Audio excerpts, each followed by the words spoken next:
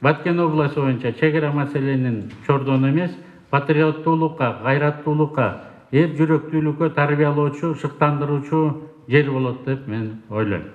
Баткен саясий, аскердик, экономикалык суверенитет эмне экенин көрсөтүүчү жер.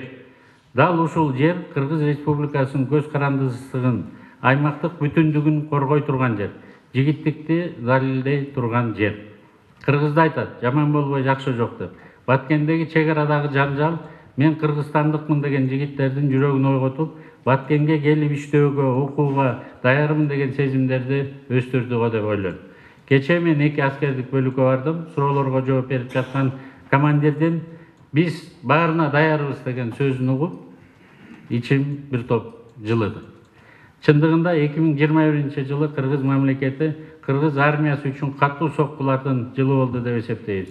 Ошол эле учурда кескин өзгөрүүлөрдүн дагы жылы болду. Өкмөт өтө бир чечкиндүү кадамдарга барды деп эсептейм. Сөзсүз түрдө, анткени өкмөттүн башында азыр өлкөнүн жетекчиси өзү турат. 2021 жылы май айынан баштап чек арачылардын айлык манаясы УКМКнын кызматкерлерине теңдештирилди. Дээрлик 50-70%га чейин аскердик намына, стажына жараша көтөрүлдү. Коргоо министрлиги аскер кызматчыларынын 2021 жылдын август айынан, ал эми өзгөчө кырдаалдар министрлигинин кызматкерлерине 2022 жылдын январь айынан баштап 50-70%га чейин айлык маяналарын көтөрдүк. Биринчи жолу бюджеттен заманбап курал жарак, авиациялык техникаларды сатып алуу, оңдоо иштери колго алынды.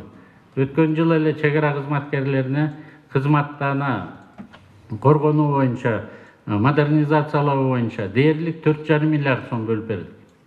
Коргоо министрлигинин авиапаркына эле 1 миллиард 800 миллион сомду кошумча бөлүшкөнгө жетиштик. Демек армияда кызмат өтө, аскер кызматчысы болуу сыймыктуу иш катары абройго алып келет деп ишенебиз. Ал эми Баткенде кызмат кылган аскер кызматчыларынын кызмат өтөгөн убактысы жеңилдетилип саналып, 1 ай кызматы 2 ай саноо боюнча чечим кабыл алынды. Дагы бир топ өзгөрүүлөр болду. Айтарым, соц тармакта трайбалист болуп бөлүнүп кырылбай, чыныгы патриоттуулуктарды күч алдыруу үчүн аскерге жаңы чакырылгандардын, призывдагылардын бардыгын ушу Баткенге жөнөтүү керек деп мен эсептейм. Чек ара жакын аймактарга, өзгөчө Бишкектин тегерегиндеги балыкчыдагы бөлүктөрдү акырындык менен которуу керек деп мен ойлойм. Ошол эле учурда аскердик окуу жайларды да Баткенде бирөө экөө болушу керек. Башка аймактын балдары да келип бул жактын жашоосун көрүп кетип туруш керек.